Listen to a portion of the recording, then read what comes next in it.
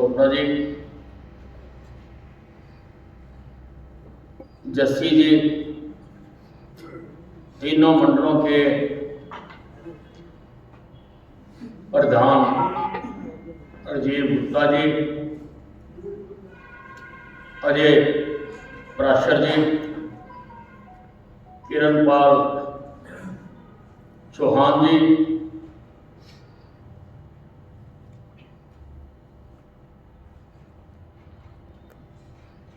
हरियाणा की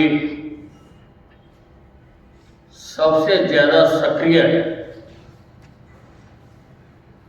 भारतीय जनता पार्टी के तीनों मंडलों की कार्यकारिणी के देवियों और सज्जनों, मुझे इस बात का बहुत हर्ष होता है कि आज अंबाला छावनी में हमारी पार्टी अपने पूरे यौवन पर है।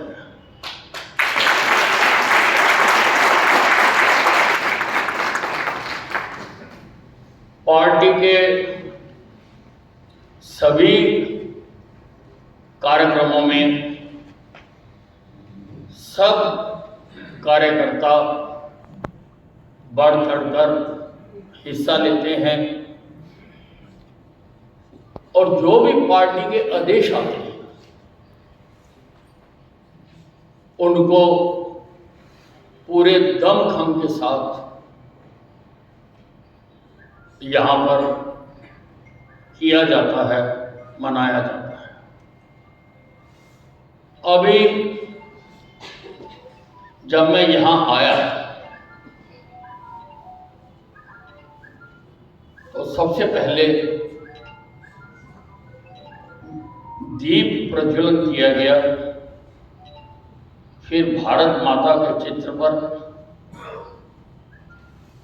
श्यामा प्रसाद मुखर्जी के चित्र पर और दीनदयाल उपाध्याय जी के चित्र पर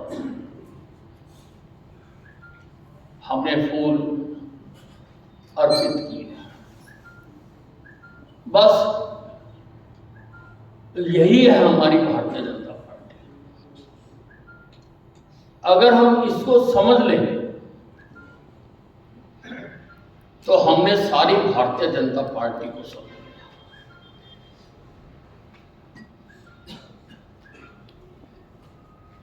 हमने दीप प्रज्वलित किया। क्यों दीप प्रज्वलित करते हैं? क्योंकि दीप प्रज्वलित करके अंधेरे को भगाकर रोशनी की जाती है। यही काम है भारतीय जनता पार्टी के हर कार्यकर्ता का।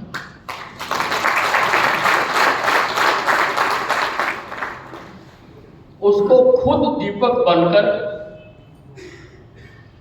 अपने आसपास के क्षेत्र से अंधेरे को भगाकर रोशनी पैदा करनी है और ऐसा करने के लिए दीपक को जलना होगा।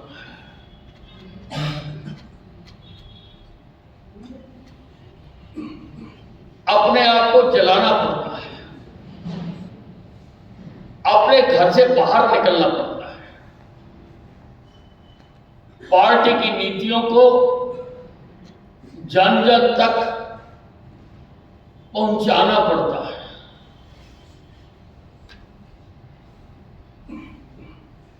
पार्टी क्या काम कर रही है? देश में, प्रदेश में, स्थानीय स्तर पर उसको जानना पड़ता है और दूसरों को बताना पड़ता है। अगर हम सब ऐसा करें तो एक भी ऐसा घर नहीं होगा जिसके ऊपर कमल का फूल नहीं खिलेगा। एक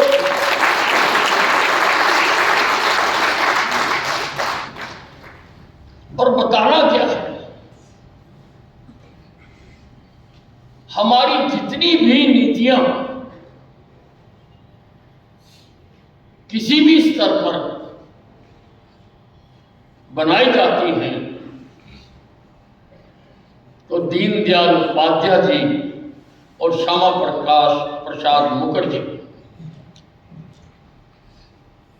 की विचारधारा को सामने रखकर बनाई जाती है।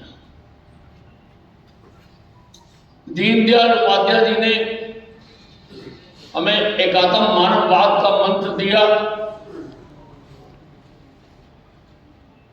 उन्होंने कहा कि पंक्ति के सबसे अंतिम व्यक्ति तक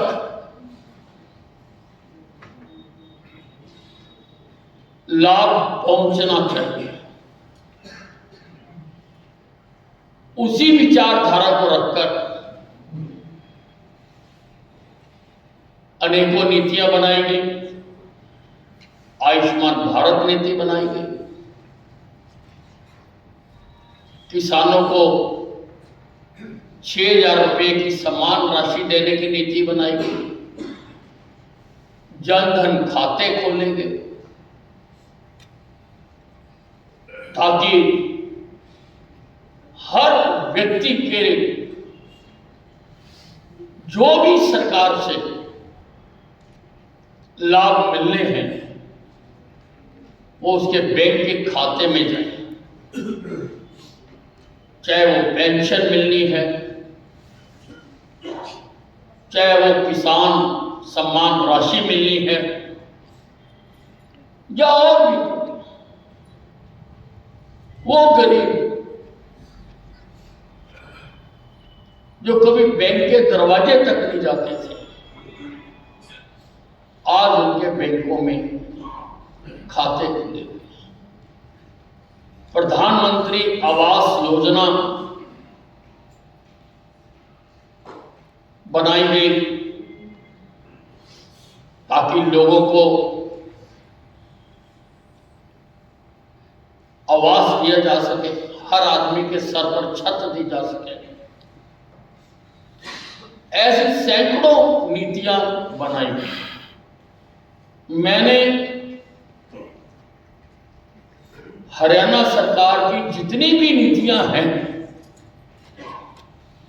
उन सब की एक बुकलेट छपवा दी है। और मैं चाहूंगा तीनों मंडलों के प्रधानों से कि उसकी एक एक कॉपी आप सब तक पहुंचा दी जाए और आप उन नीतियों को पढ़ें और देखें कि आपके कार्य क्षेत्र में किस नीति का किसको लाभ मिल सकता है और उसको उसके घर जाकर उस नीति के बारे में बताएं और उसका लाभ दिलवाएं। ये है दीपक के समान। नीतियां जिनके लिए बनाई जाती हैं उनको नहीं मालूम होता कि हमारे लिए क्या नीतियां सरकार ने बना रखी है, हमको कैसे लाभ मिल सकता है। अनेकों नीतियां प्रदेश और केंद्र सरकार ने बना रखी है। वैसे मेरी योजना तो थी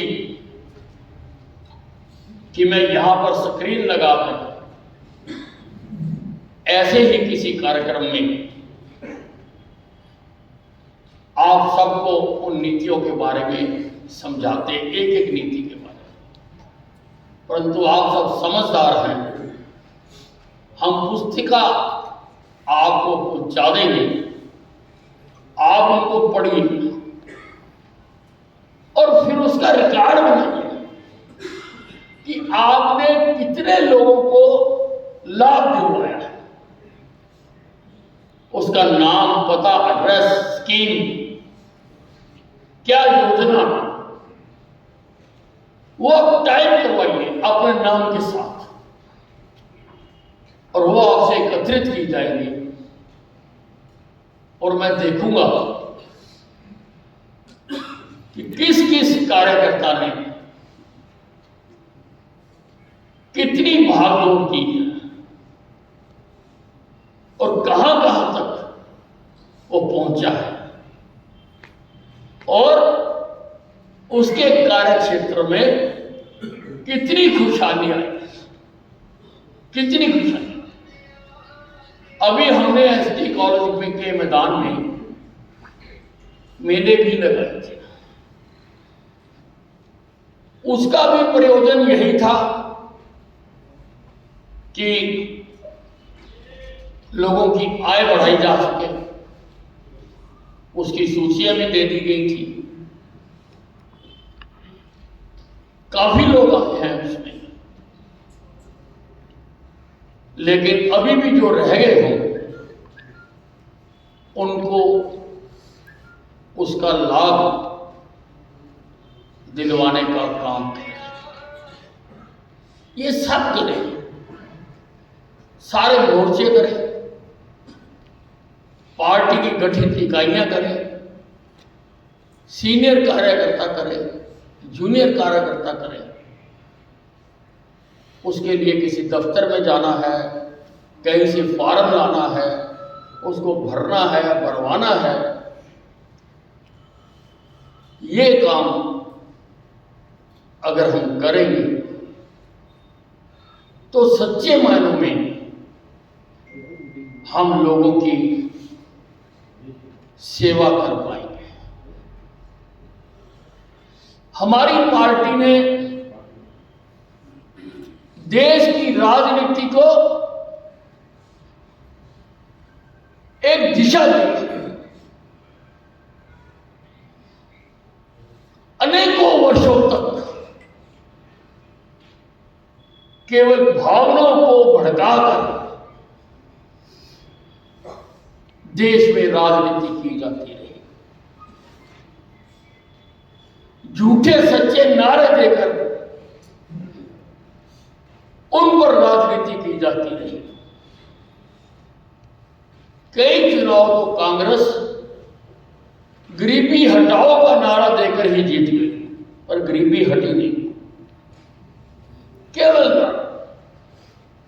या भावनाओं के बल पर कि राजीव गांधी की माता जी की मृत्यु हो गई, वोट दे दो।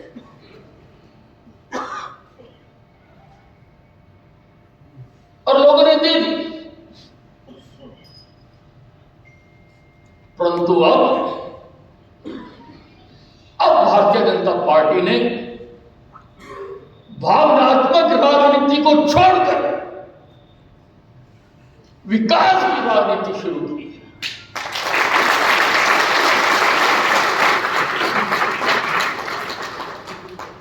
विकास की राजनीति। आज केंद्र सरकार भी और भारतीय जनता पार्टी द्वारा शासित राज्य सरकारें भी दिन रात विकास करने में लगी हो। अभी उत्तर प्रदेश में चुनाव हो रहा है और भी 4 प्रदेशों में हो रहा है, परंतु उत्तर प्रदेश में विकास बनाम बकवास चुनाव हो रहा है। भारतीय जनता पार्टी नित्य नई विकास की योजनाएं शुरू कर रही है। चाहे वो पूर्वांचल का एक्सप्रेसवे हो, चाहे कल 580-85 किलोमीटर लंबा 6 लेन का गंगा एक्सप्रेसवे हो। भारतीय जनता पार्टी ने सड़कों पर जहाज उतार दिए। सड़कों पर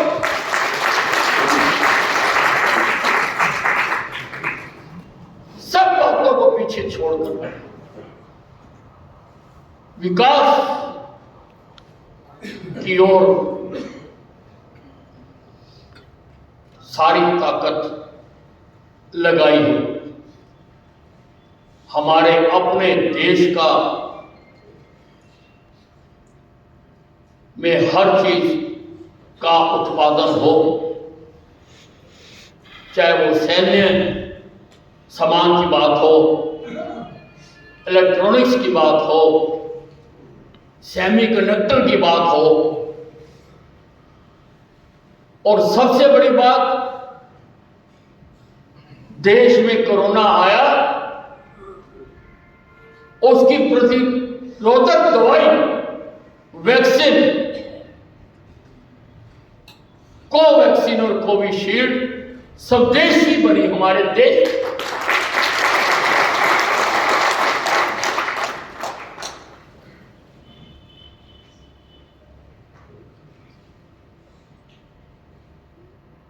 आत्मनिर्भर भारत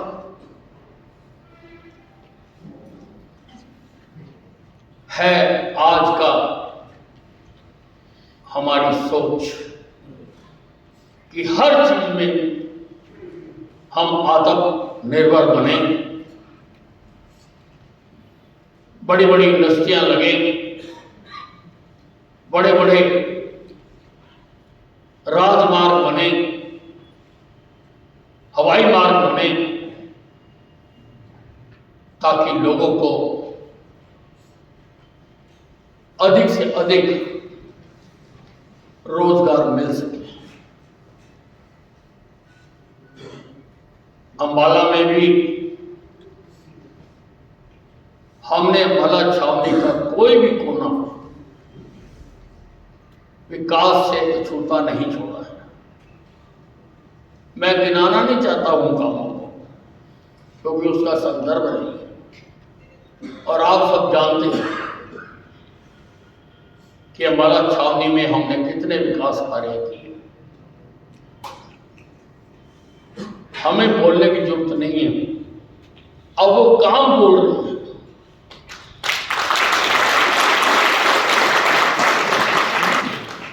सुभाष पार्क चीख चीख कर बोलता है कि मुझको आकर देखो। बैंक स्क्वायर हर आने जाने वाले को नजर आता है। शहीदी स्मारक, जीटी रोड पर लोग गाड़ियां रोक रोक कर उसको देखकर जा रहे हैं। साइंस म्यूजियम बन रहा है, अंबाला का हवाई अड्डा बनने जा रहा है, अंबाला में फीफा अप्रूव स्टेडियम बनकर तैयार होने वाला है, आज अगर स्विमिंग पूल बन रहा है, कार पार्किंग बन रही है।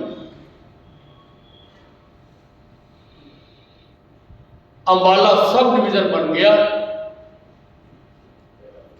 लोगों को अपने सर्टिफिकेटों पर साइन कराने के लिए लाखों करोड़ों रुपए का तेल खर्च करना पड़ता था सारे मालवासियों का अगर मिला नहीं, अंबाले शहर जाना नहीं। मैंने उसकी बचत कर दी। मैंने अंबाला छावनी को सब डिवीजन बना दिया और सारे दफ्तर एक ही सचिवालय में आने सुंदर सा सचिवालय बना दिया। फायर ब्रिगेड का आधुनिक दफ्तर बनाकर दिया, सिविल अस्पताल बना दिया। जिस दिन मैं हेल्थ मिनिस्टर बना था, मैं आपको कहानी सुनाना चाहता हूं, है तो व्यक्तिगत पर सुनाना चाहता हूं। मैं एक बार पीजीआई में एडमिट हो गया। भूपेंद्र सिंह हुड्डा मुख्यमंत्री थे। वो एकदम मेरा हाल पूछने के लिए पीजीआई में आ गए। वहां पर 2 दिन पत्रकार भी बैठे हुए थे। मुझसे कहने लगे, यहां कोई तकलीफ तो नहीं, मैं कह दूं। मैंने कहा मुझे तो कोई तकलीफ नहीं है, मेरे तो नाम से थर-थर कांपते हैं। तकलीफ तो मेरे शहर के लोगों को है। मेरे शहर में अस्पताल नहीं, खैराती अस्पताल है और कुछ नहीं मिलता वहां पर, सिर्फ रेफर किए जाते हैं और आधे से ज्यादा मरीज डेरा बस्सी पार नहीं करते।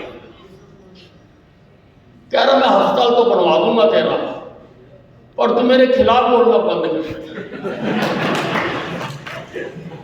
मैंने कहा अगर आप अस्पताल बना भी दोगे, खिलाफ बोलना तो मैं तो भी बंद नहीं करूंगा, क्योंकि वो मेरा धर्म है।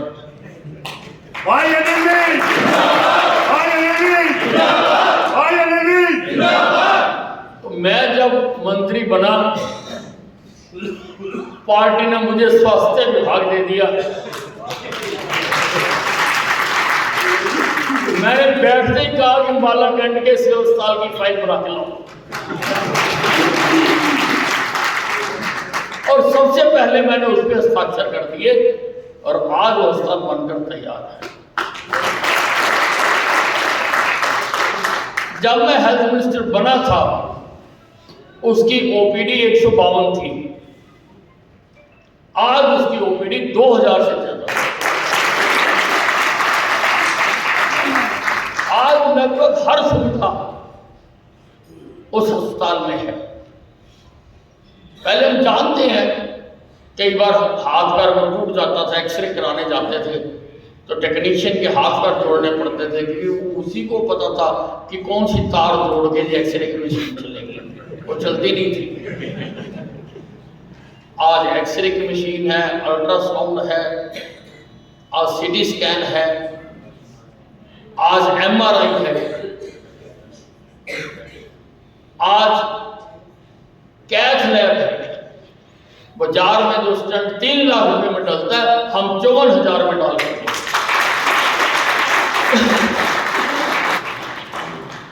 और जिसके पास पीला कार्ड है या आयुष्मान भारत का कार्ड है, उसके केवल 7 रुपए खर्च होते हैं और स्टंट डालकर घर।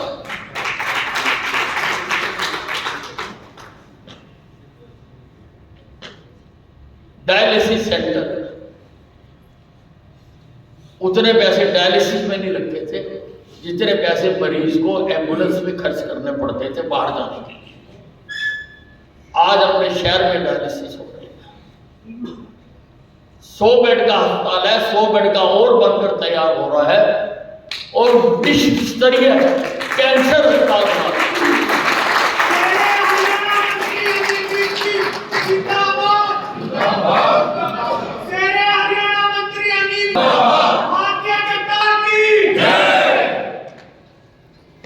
जो अंग्रेजों के टाइम के बने हुए थे,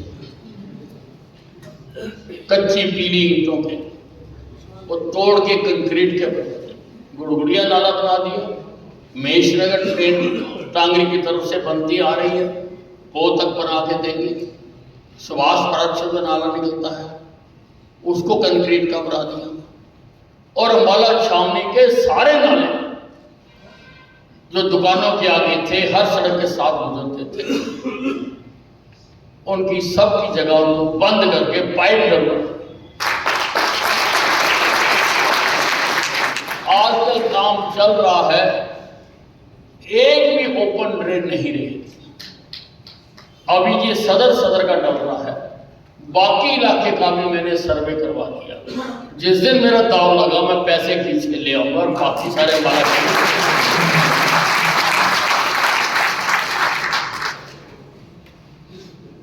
एयरपोर्ट के पैसे भी आगे 48 करोड़ रुपया जल्दी बन जाएगा और शायद फ्लाइट तो उससे भी पहले शुरू हो जाए। और लाइन लग गई है लोगों की जो कह रहे हैं कि पहली फ्लाइट में हम जाएंगे, पहली फ्लाइट में हम।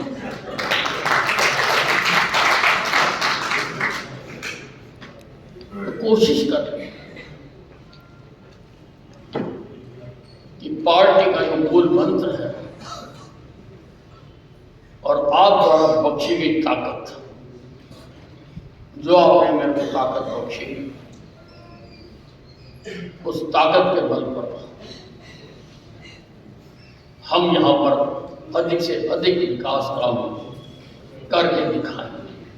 सरकारी कॉलेज मैंने बना के दिया, बस स्टैंड मैंने बना के दिया, अम्बाला छावनी के नलकों पर रोजाना रस्सी पटा करते थे।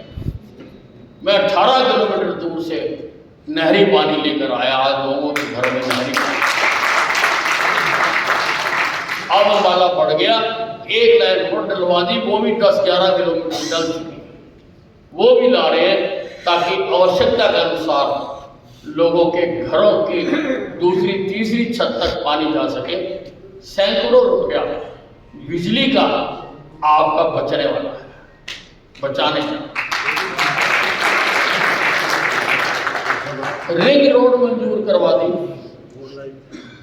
रिंग रोड अम्बाला के चारों तरफ रिंग रोड बनेगी और अम्बाला सहार रोड बनवा दी। अम्बाला कैंट की शान है।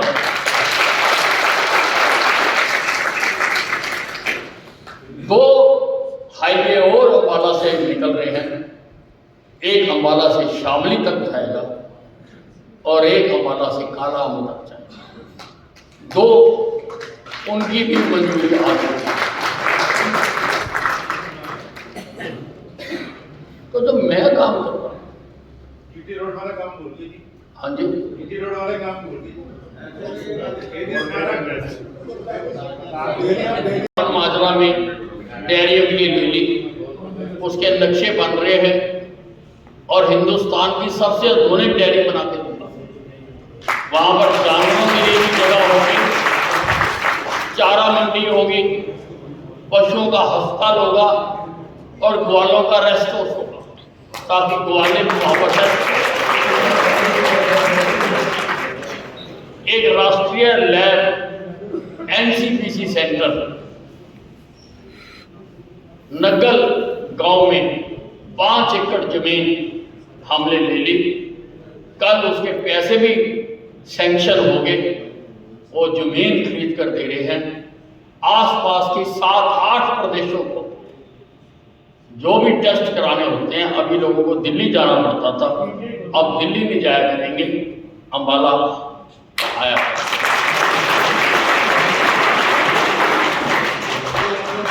और होम्योपैथिक कॉलेज बनकर तैयार हो रहा, रामपुर ससेड़ी से आगे, कौन सा गांव है वो, बनकर तैयार हो रहा और उसका अस्पताल तो शायद हम इसी महीने या अगले महीने खोल देंगे। 50 बेड का अस्पताल। काम गिनाते गिनाते भी लोग भूल जाते हैं, बनवा दी। और कल मैंने शिलान्यास किया है 34 और 33 सेक्टर के बीच में 30 मीटर चौड़ी जो सड़क बनने जा रही है। बंदे की सड़क को सीधा उसके साथ जोड़ दिया जाएगा, पैसे मंजूर हो गया। ननेड़ा पर पुल बना दिया, घसीटपुर में पुल बना दिया, शाहपुर में पुल बना दिया, मछोंडे का पुल मंजूर करा दिया, वो भी बनने जा रहा। अनाज मंडी बनवा दी, अनाज मंडी बनवा दी। अगर कोई किताब भी लिखेगा ना,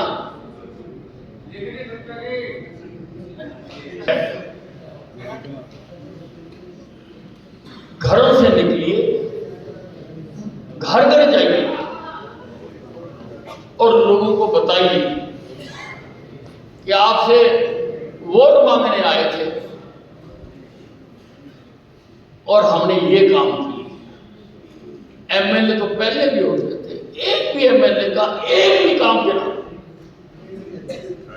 एक भी काम गिना किसी एमएलए ने अम्बाला छावनी में किया हो। अभी मैं सड़कें, नालियां, पुल गिनवा नहीं रहा हूं। 130 धर्मशाला बनवा के दे दी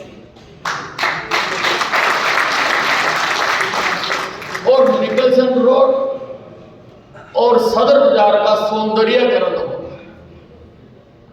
पहले घोषणा हुआ करती थी कि सड़क के टोटे भरे जा रहे हैं, अब घोषणा हो रही है कि सड़क का सौंदर्यीकरण किया जाए।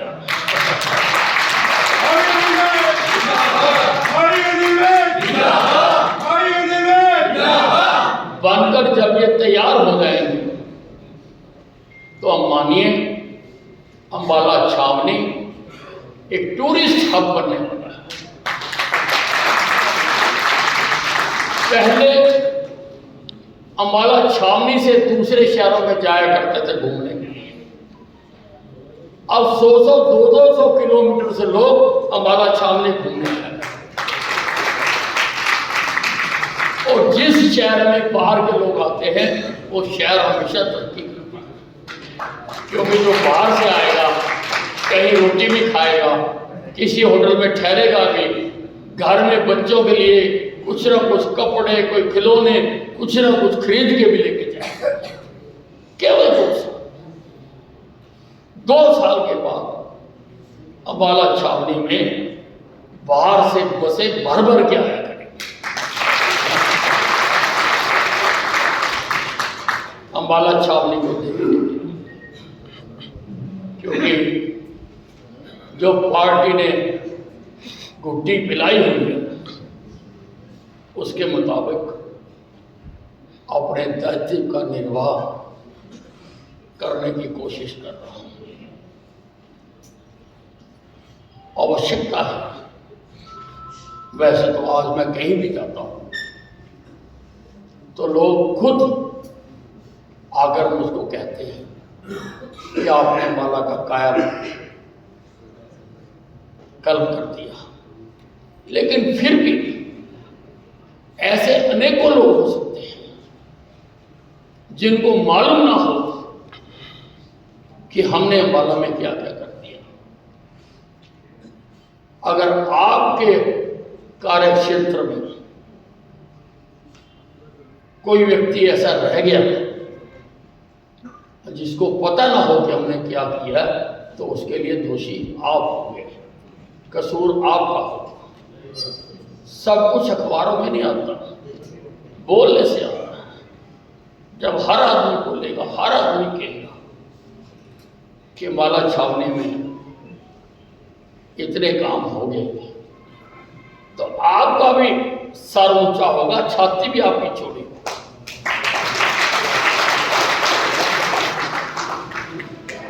इसलिए दीनदयाल उपाध्याय जी के बताए रास्ते पर श्यामा प्रसाद मुखर्जी, जिन्होंने देश की अखंडता के लिए अपना बलिदान दे दिया, और हमारी सरकार ने उनके सपन को पूरा किया। धारा 370 को खत्म कर दिया कश्मीर से, जिसके लिए उन्होंने अपना बलिदान दिया था। देश की सीमाएं आज पहले से ज्यादा मजबूत है। आज हमारा कोई दुश्मन हमारी तरफ आंख उठाकर नहीं देख सकता। आज जवाहरलाल नेहरू का राज नहीं है कि चाइना ने 41,000 स्क्वायर किलोमीटर सियाचिन पर कब्जा कर लिया था। आज ये राहुल गांधी बोलता है, इसको अपने परिवार का इतिहास नहीं पता। आज वो मोदी जी से हिसाब मांगता है। हम कहते हैं तू पहले अपने खानदान का हिसाब दे कि तेरे खानदान ने क्या किया। आज किसान आंदोलन हुआ,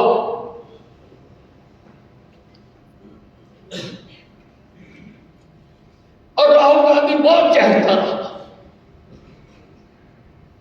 मैंने कहा ये हमारी सरकार है जो इतने धैर्य से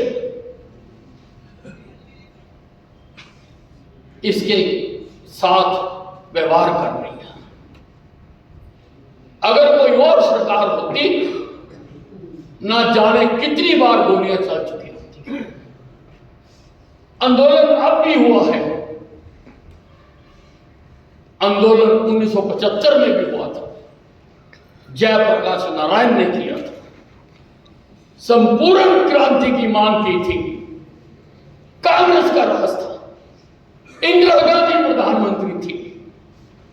बात को मानने की बजाय सारे राजनेताओं को जेल में डाल दिया था। 18 महीने, ये चोपड़ा जी बैठे पूछो, 18 महीने जेल में लगा दिया।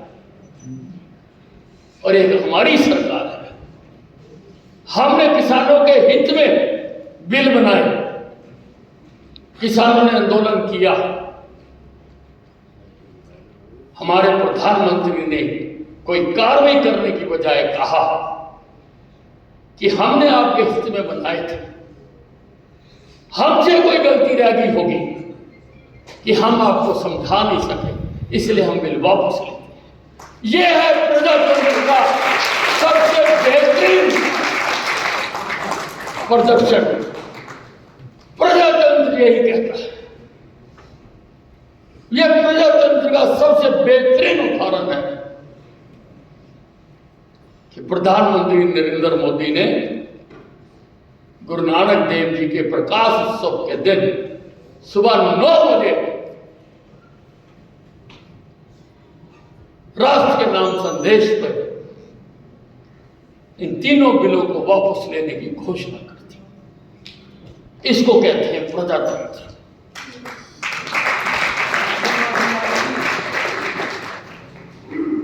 अब हमको वो सिखाएंगे, भूपिंदर सिंह हुड्डा सिखाएगा जिसने अपने राज में गोलियां चलाई, इनेलो सिखाएगी जिसने अपने राज में किसानों पर गोलियां चलाई। हमारा तो 1 साल आंदोलन चला और सारा हरियाणा में चला और हमने धैर्य से काम किया। आज सुकुशल वो आंदोलन खत्म हो गया और सब अपने घरों को वापस चले गए, क्योंकि प्रजातंत्र हमारी आत्मा में बहता है। और भारतीय जनता पार्टी एकमात्र ऐसी पार्टी है जिसके अंदर प्रजातंत्र है, बाकी किसी पार्टी के अंदर नहीं है। जहां वो कुनबे हैं और जहां देश को लूटने के लिए गैंग्स बना रहे हैं, पार्टी केवल एक है। कांग्रेस पार्टी भी कुनबा है, वो पार्टी नहीं है। वो राहुल गांधी, सोनिया गांधी, प्रियंका गांधी के बाहर नहीं सोच सकते। और भी जो पार्टियां हैं, व्यक्तिवादी जो पार्टियां हैं, उनमें प्रजातंत्र नहीं है। प्रजातंत्र केवल भारतीय जनता पार्टी में है, जिसमें पोस्टर लगाने वाला अमित शाह हिंदुस्तान का भारतीय जनता पार्टी का अध्यक्ष बन सकता है। ये किसी और पार्टी में, किसी और पार्टी में आपको फख्र होना चाहिए कि आप ऐसी पार्टी के साथ जुड़े हैं जिसकी कोई विचारधारा है, जिसमें राष्ट्रीयता के लिए मरना सिखाया जाता है और जो अपने कहों पर करके दिखाते हैं। हमने धारा 370 खत्म कर दी और हजारों वर्षों से राम जन्मभूमि का संघर्ष चल रहा था, वो शांतिपूर्ण खत्म करके वहां पर भव्य राम का मंदिर बनाया। हम जो कहते हैं वो करते हैं, करके दिखाते हैं। आपको फख्र होना चाहिए कि आप ऐसी पार्टी के कार्यकर्ता हो। इसलिए 2 बातें मैंने बताई।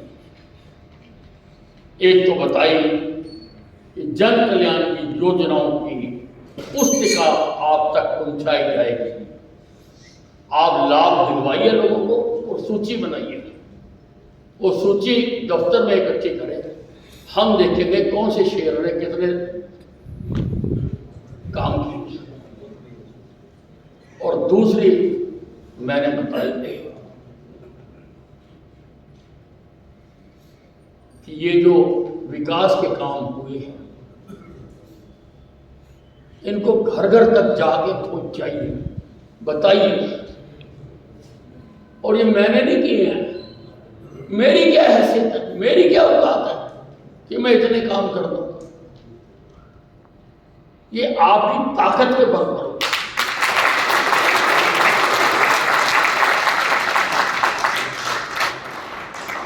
आपकी ताकत को। इसलिए सब हर आदमी इंपॉर्टेंट है। मैं तो डरता हूँ सालों से, पता नहीं आप में से कौन राष्ट्रीय अध्यक्ष बन जाएगा इस पार्टी में। किसके नजर आ जाए कि ये बहुत काम करता है।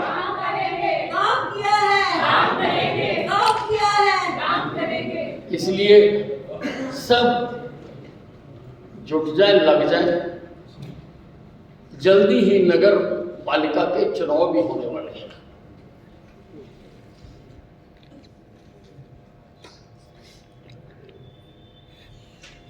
इसलिए घर घर तक अपना अगर आप पैगाम पहुंचा दोगे, ये जो 2 काम मैंने आज सुनाए हैं, अगर आप कर दोगे तो टिकट किसी को भी मिलेगी, उसको वोट मांगने नहीं जाना।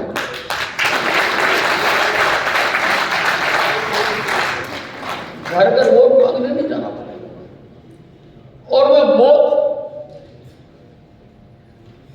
तत्पर हूं कि ये जल्दी से जल्दी चुनाव हो, क्योंकि मेरे काम में हाथ बटाने वाले 31 लोग और तैयार हो जाएंगे। मेरी काम करने की क्षमता बढ़ेगी। मेरे पास सूचनाओं का आदान प्रदान ज्यादा होगा।